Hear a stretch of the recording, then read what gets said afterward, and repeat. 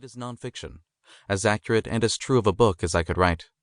But many of its central characters lived in a time and place that saw them underdocumented, underrecorded, and undervalued by society. I have tried to be clear about any resulting mysteries and incongruities in the historical record. This is not an academic book. It is a story, whose impact I believe would have been lessened with the inclusion of copious in-text citations and notes. At the back of the book, you'll find an explanation and a list of sources. Before you read, I would also like to offer a preemptive thanks to the people who sat with me for interviews, to the librarians who guided me, and to the journalists, historians, storytellers, and artists whose research and work made mine possible. Preface. On May 8, 1959, Abrana Arichiga stood in the entryway of her home as Los Angeles County Sheriff's deputies broke down her door. This was the end. She watched as strange, silent men loaded her furniture onto waiting trucks. She wailed as deputies carried her adult daughter by the wrists and ankles down the front stairs. Outside, she bent and picked up a rock, feeling the weight of it in her hand. Finally, she sat, helpless, as a bulldozer plowed into her living room. She wore a simple dress and a black sweater. Her hair was flecked with gray. Members of the local press crowded around her, capturing everything, squeezing the moment for all it was worth so that the images of her anguish could run on front pages and lead the evening news and live on for decades in libraries and archives. The reporters nearly swallowed her up in the madness. They climbed up onto parked cars and lampposts to get the best possible angles. Afterward, as night fell, Abrana was surrounded by the people she loved, her husband, Manuel, her children and grandchildren. There were cousins and family friends from the Palo Verde neighborhood.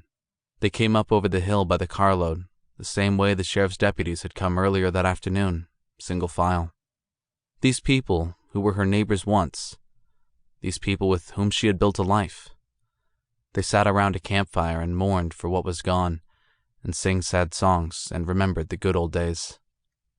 If you look at the photos, they could have been anywhere. But this was the middle of Los Angeles. There were scrubby plants and a few trees. There was dirt. Behind them were a makeshift tent, a clothesline strung between two trees, and the empty lots where houses used to be. In the distance was the humming of the freeway. They ate and drank and tried to ignore the photographers creeping around and the blinding, wheezing flashbulbs. It was a beautiful, clear Southern California night. The high in downtown that day was 76 degrees and the low was 58. The heavy summer winds were still gathering themselves over the ocean. Across the city, the jacarandas were beginning to bloom, purple flowers sprouting on unassuming branches. Abrana Arichiga was in her 60s, but she seemed older. She was thin and wiry, and her face had a severe aspect. She was not known to be a sentimental person, but she must have been tired. Or if she wasn't tired, she was seething. Or if she wasn't seething, she was mourning. She had lived a life underlined by tragedy. She had lost a husband and a child before she turned 40. She had lived hand to mouth for many years and built a home for herself far away from the place she was born.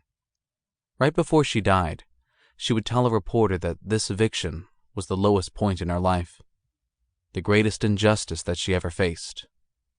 I can picture her looking out into the darkness, beyond the campfire at the empty space where her home had been.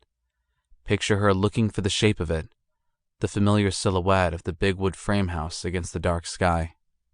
The house had grown over the years, room by room, as her family grew. It had taken on a life of its own in the hills overlooking the city. There had been goats and chickens out back and Venetian blinds on the windows. Abrana had insisted on Venetian blinds. Or maybe she wasn't thinking any of that. Maybe she kept herself busy playing host, feeding her grandchildren, fending off reporters and visiting politicians. Maybe she was already worrying about what might come next. Abrana and Manuel Arichiga came to this place, Palo Verde, in 1922.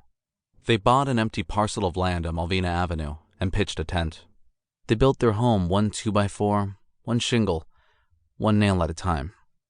With other families, mostly like theirs, mostly immigrants from Mexico, they built a community out of nothing right in the middle of Los Angeles.